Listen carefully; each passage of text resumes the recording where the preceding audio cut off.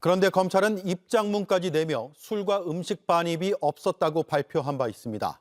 법무부는 이 발표도 사실이 아닐 가능성이 높다고 판단했습니다.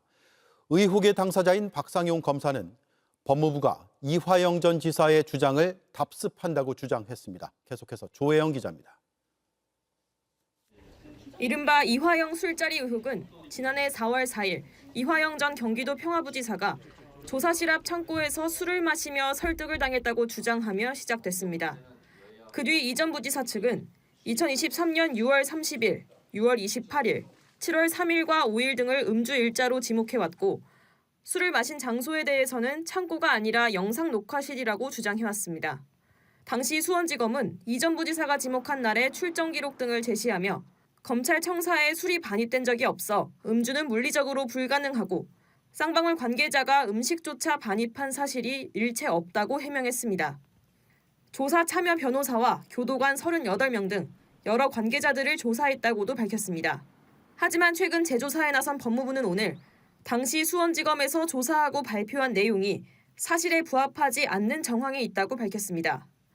이 전 부지사 그리고 당시 교도관들의 진술에 비춰볼 때 주요 피의자들의 도시락 비용을 쌍방울 측에서 계산했을 가능성이 있다고 파악한 겁니다. 술자리 의혹의 당사자로 지목된 박상용 검사는 입장문을 내고 조사와 수사, 재판에서 모두 사실 무근임이 밝혀진 건이라며 법무부 발표는 대법원 확정 판결에 배치될 뿐 아니라 이화영 피고인의 주장을 답습하는 내용이라고 주장했습니다. 법무부는 박 검사를 상대로도 조사를 진행할 걸로 보입니다. JTBC 조혜연입니다. 이화영 증인이 지난번에 나와서 이재명을 엮으려고 합니다. 쌍방울과 대북송금과 이재명을 엮으려고 합니다. 그 엮으려고 하는 과정 속에서 연어도 들어오고 술도 들어왔습니다. 그리고 검사의 회유가 있었습니다. 이렇게 증언했습니다. 그랬더니 검사들이 아니다라고 득달같이 달겨들었어요. 그런데 지금 법무부에서 조사안이 다 나왔어요. 술도 들어갔고 그리고 김성태와 방영철과 이화영을 같이 불러냈다. 그렇게 불러서 대질 조사 시켜놓고 조서는 작성하지 않았다. 이런 자료가 다 나왔어요. 맞습니까? 그렇습니다. 술도 박상용 검사 허락하에 들어갔습니까? 박상용 검사가 허락했는지에 대해서는 모르겠으나 박상용 검사가 동석한 자리에서 술자리가 있었습니다. 박상용 검사가 동석한 자리에서 술이 있었습니까? 그렇습니다. 같이. 그리고 이재명을 엮으려고 그들이 노력했습니까? 그건 뭐 아주 자명한 사실. 이재명을 엮으려고 노력한 겁니까? 그렇습니다. 이재명 당시 대표에 대해서 제가 진술을 하면 저는 형을 감면하거나 바로 석방해 주겠다는 조건을 끊임없이 제시했습니다. 아주 중요한 이야기입니다. 누가 위증인지는 살펴봐야 합니다. 부인을 데리고 와서 부인을 데려다 주겠다라며 회유, 협박도 했습니까? 그렇습니다. 아들에 대해서도 구속하겠다고 협박했습니다. 아들에 대해서 뭐라고 했습니까? 구속시키겠다고 협박했습니다. 구속하겠다고 협박했습니까? 그렇습니다. 박상용이 완전히 그냥 박살 내는 자리입니다. 네. 이거 아주 뭐 빼박 증거가 세상에 나와버렸으니 뭐 이제 방법이 없습니다. 수원지검의 연어 술 파티 의혹. 검찰이 이재명을 잡아넣기 위해서 쌍방울 김성태 회장과 이화영 부지사를 회유했다는 의혹입니다. 간단히 얘기하면. 네. 근데 박상용 검사는 국회에 나와서 아주 오만했죠. 이 문제로 불려 나온 거거든. 맞아요. 이 문제로. 그런데 불려 나와서 술 파티 의혹 같은 거는 전혀 사실이 아니다라고 이야기를 하는데 누구를 통해서 그런 답이 나오냐? 주진우가 묻고 박상용이 답을 하는 과정에서 그런 이야기가 나왔습니다. 일단 오늘까지만 참고 함께 들어보시죠. 연어 술파티에 대한 입장 한번 정리해서 말씀해 주시죠. 그런 일은 있지도 않았고 있을 수도 없습니다. 1년 반 전에 이 논란이 일었는데요. 수원지검의 전수조사, 경찰의 수사, 그리고 재판, 대법원 확정 판결까지 모두 사실무근으로 결론이 난 사안입니다. 자, 저렇게 주진우가 묻고 박상용이 답하다. 네. 하나의 그 프로그래밍 같습니다. 네. 자, 그런데 이제는 다시는 이따위 이야기는 우리가 들을 필요가 없을 것 같습니다. 엄청난 빼박 증거가 나오고야 말았는데요. 네. 이 이야기 이화영 부지사의 변호인 김광민 변호사와 함께 이야기 나누겠습니다. 박수로 맞이합니다. 네. 네, 안녕하세요. 김광민입니다. 네, 안녕하세요. 아, 이제 나왔어요. 물론 그 전에도 수없이 많은 뒷받침할 만한 정황 증거는 많았어요.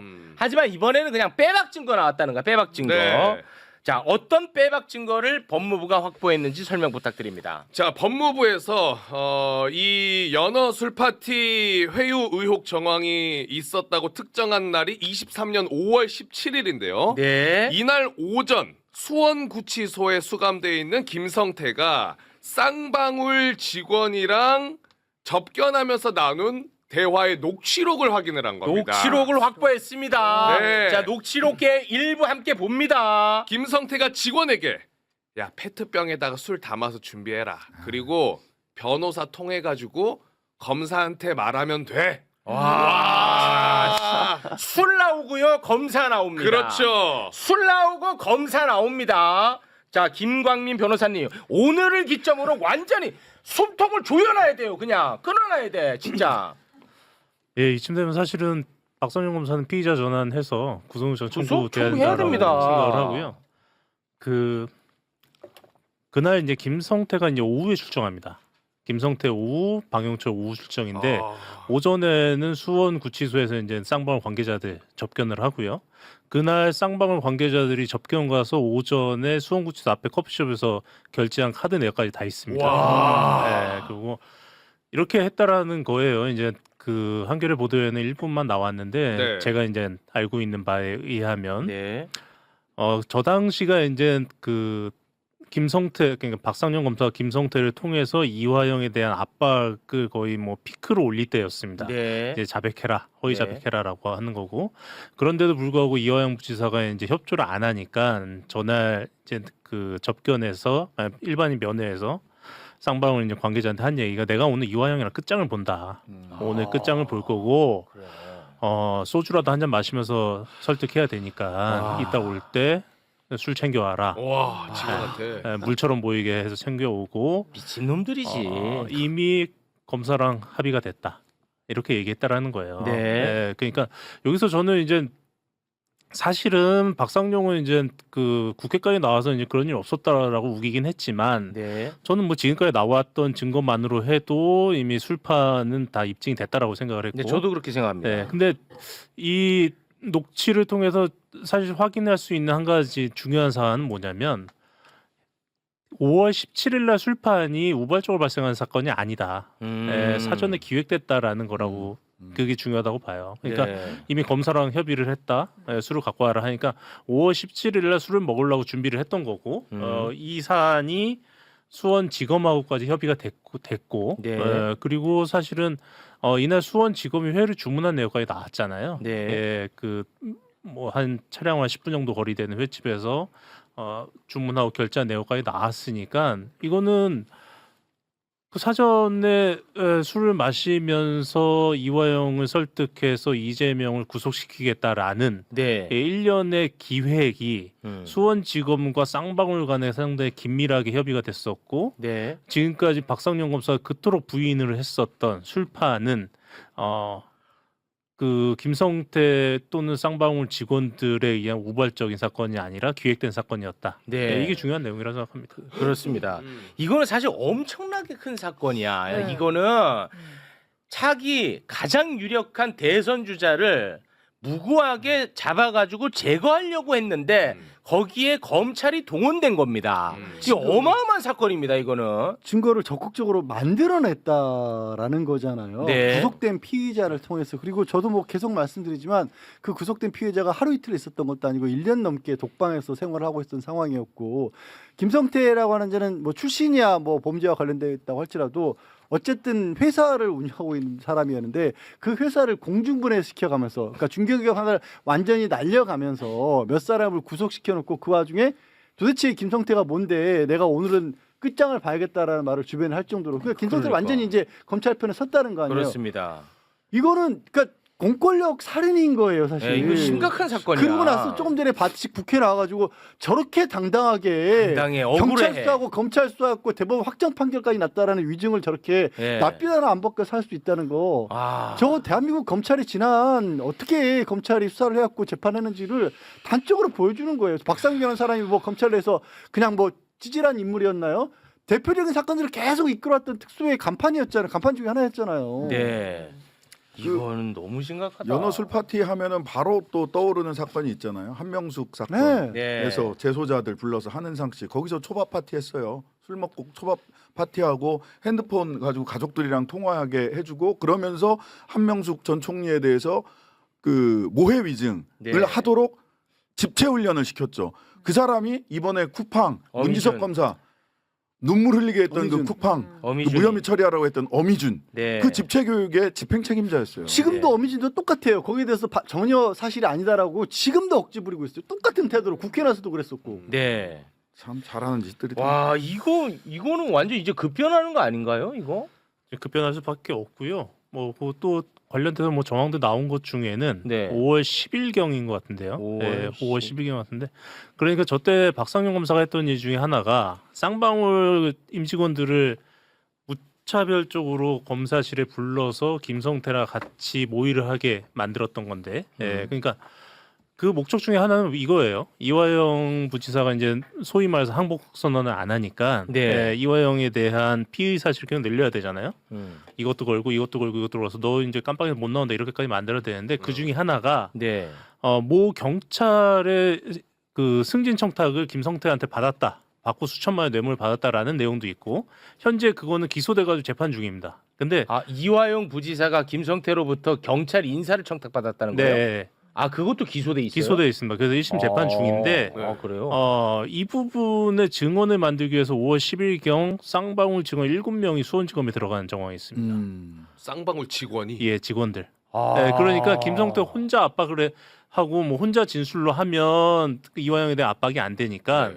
쌍방울 직원들 임직원들하고 김성태하고 진술을 맞춰야 되는데 이네들이 진술이 안 맞는 거예요. 그러니까 처음에는 와. 쌍방울 직원 한두 명을 불러다가 말 바꾸고 맞추고 했는데 안 되니까 네. 5월 10일 날 정도에는 아예 쌍방울 직원 7명을 때로 불러다가 와.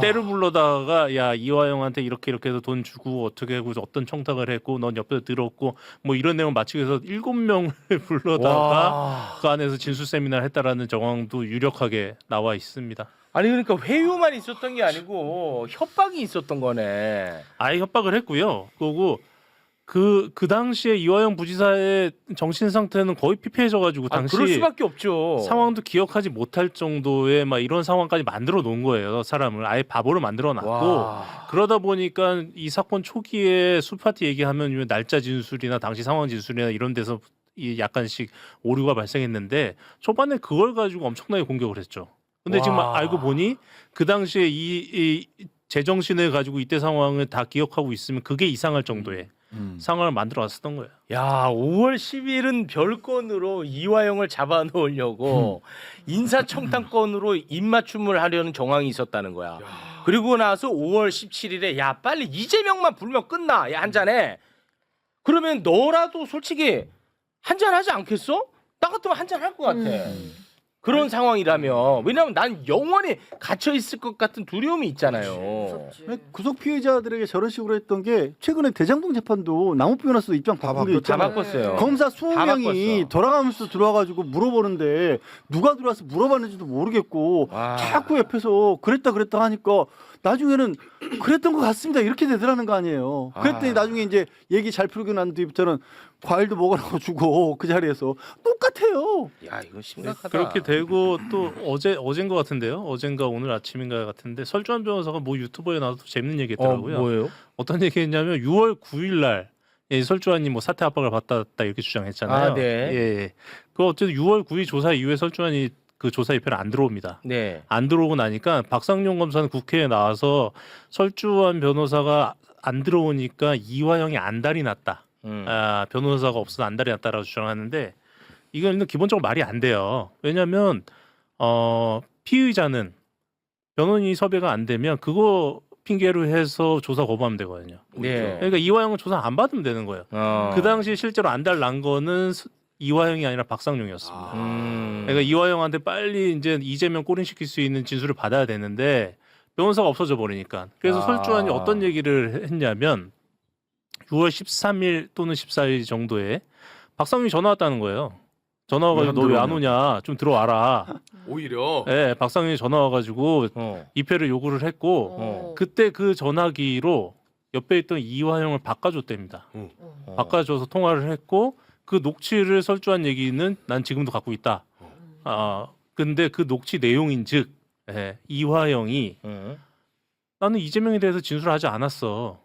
라고 얘기를 한 녹취를 갖고 있다는 거예요. 이러면서 이제 자기가 여차하면 이거 터뜨리겠다라고 식의 유튜브 발언을 한 것 같은데 아니 그래요? 그거는 근데- 누구를 겨냥한 거예요? 이화영이 거짓말한다라는 건데 근데 제가 누누이 주장했듯이 그쯤 9일부터 13일 어간 그러니까 30일까지 그러니까 9일부터 6월 초에 이화영의 진술 조서에는 이재명 관련 사안에 대해서 전부 다 부인하고 있습니다. 네. 그러니까 이네들은 지금 그 해당 조서를 제대로 못 보니까 못 보고 지금 여러 가지 정황이 나오면서 코너에 몰리니까 아무 말 대잔치는 하고 있는 건데 아무 말 대잔치 중에 지금 매우 중요하게 당시 박상용이 자신에게 전화해서 출석을 요구했고 자신이 거부하자 옆에 있던 이화영을 바꿔주기까지 했다라는 진술까지 나와버린 거예요. 와. 그거 자체도 근데 문제 있는 거 아니에요? 검사가 굉장히 아니 그렇게 나는 그걸 왜 얘기하나 싶어가지고. 그러니까 지금 제 생각은 이렇습니다. 지금까지는 설주환이 상당히 애매한 진술을 하면서 박상용의 알리바리를 대줬거든요. 네. 결정적인 진술 안 하고 그냥 단지 그때 내가 변호한 거 맞아. 그때 내가 김현지와 소통한 거 맞아. 딱 이 정도만 네. 이 정도만 하면서 박상용을 카바쳐주는 듯한 태도를 보였는데 네. 이제 설주환도 자기 살 길 찾아 나간 것 같아요. 검찰청의 연어 수파티 의혹 당일에 김성태 쌍방울 회장이 페트병에 술을 준비해라라고 지시하는 녹음 파일 녹취가 확인됐다는 보도가 한겨레 신문을 통해서 나왔습니다. 그 김성태 회장이 구치소에 접견을 온 회사 직원한테 시켰다는 거예요. 야, 술을 페트병 있잖아. 그 페트병 물 페트병에 담아서 준비해라라는 것을 직접 지시를 내렸다는 건데요. 그동안 우리 박상용 검사 그런 일은 절대 없다. 절대 없다. 있을 수 없는 일이라고 국회에 나와서 얘기했어요. 위증이죠. 위증이죠. 딱 이러면 떨어지는- 완전 녹취가 있다라고 하잖아요. 그렇죠. 예. 그리고 교도관들의 진술이 법무부에서 감사했을 때 나왔어요. 술 냄새가 나더라. 술 마시는 건 못 봤다고 정확하게 얘기를 하죠. 근데 냄새가 나더라. 먹었다고 하더라. 이런 네. 거예요. 거기에 녹취가 있으면 이게 마셨습니까? 안 마셨습니까? 술을 줬습니까? 안 줬습니까? 이런 부분과 관련해서 날짜를 착오하고 말이 바뀌었다는 이유로 아니다. 그게 본인들한테 유리한 하나의 근거라고 생각했을 거예요.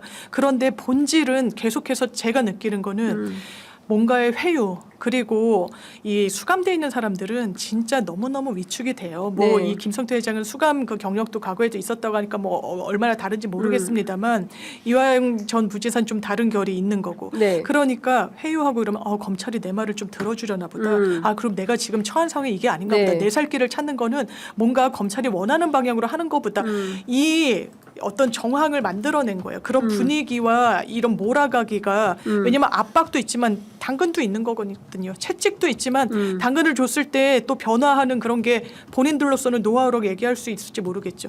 그런데 아니다. 만약에 그런 자리가 정말 없는데 계속해서 있다라고 하는 사람도 이상한 거예요. 그럼 두 양립할 수 없는 진술 중에 뭐가 더 진실일 것인가. 저는 그 숫자리가 있었다고 하는 부분이 있는 방향으로 이 녹취를 통해서 더 한 걸음이 뭡니까? 거의 그 앞까지 성큼 갔다고 생각합니다. 네. 어떻게 보세요? 지금 보면 변호사를 통해서 검사에게 말하면 된다. 이렇게 얘기를 했다는 거예요. 김성태가. 페트병에 술을 담아서 준비하라고 시키고 그럼 어떻게 가져가냐 하니까 변호사를 통해서 검사에게 말하면 된다. 여기서 검사는 누굽니까? 박상용? 이거 확인을 해봐야 됩니다. 추정이 되는 거죠. 박상용. 그렇죠. 예, 추정을 하는 겁니다. 그런데 그동안 시종일과 앞서 말씀해 주신 대로 박상용 검사 지금은 법무연구원 교수예요. 연수원. 조사와 수사, 재판 모두에서 사실 무근임이 밝혀진 사건이다. 3심에서 끝난 거 왜 자꾸 검찰에서 다시 감찰하느냐. 이제 이렇게 오히려 적반하장격으로 나왔어요. 그런데 지난 여름에 한 일이 탄로나기 시작한 겁니다. 그러니까 이것도 저는 뭐 진실은 정말 어떻게 보면은 누가 뭐 그 수사 과정에서 다 녹취를 뜬 게 아니라면 네. 그 진실 자체 우리가 다 어떻게 알 수 있겠습니까? 그렇습니다. 근데 저는 윤석열 정권의 검찰권 남용의 대표 사례인 점, 그리고 이 대북 송금 사건이라는 것이 원래는 변호사비 대납으로 시작을 했다가 엉뚱하게 대북 송금으로 튄 거거든요. 그러면서 무리하게 이재명 대표 측에 대해서 혐의를 뒤집어 씌우려고 했던 점 네. 등을 봤을 때는 상당히 무리한 혐의를 입증하려다 보니까 이런 무리수들이 더 나올 수밖에 없었던 거 아닌가? 예. 라는 그런 배경적 확신이 드는 거고 예. 거기에 대해서 교도관들의 진술 거기다가 오늘 또 김성태 예. 쌍방울 회장의 이런 녹취까지 지금 나왔다라고 한다면요. 박상용 검사가 거짓말했다라고 볼 수밖에 없는 거 아니냐라는 판단이 저는 더 합리적으로 들리는 겁니다. 그러니까 여기에 대해서 당시에 이 대북 송금 사건이라는 정말 법리적으로 맞지 않는 사건을 우겨넣듯이 이재명 당시 후보를 정치적인 정적을 제거하는 수단으로 쓰다 보니까 이런 무리수까지 갈 수밖에 없었던 배경을 생각한다면은 저는 이화영 지사 측의 주장에 대해서 저는 조금 더 신빙성이 더 높아 보인다라는 생각이 듭니다.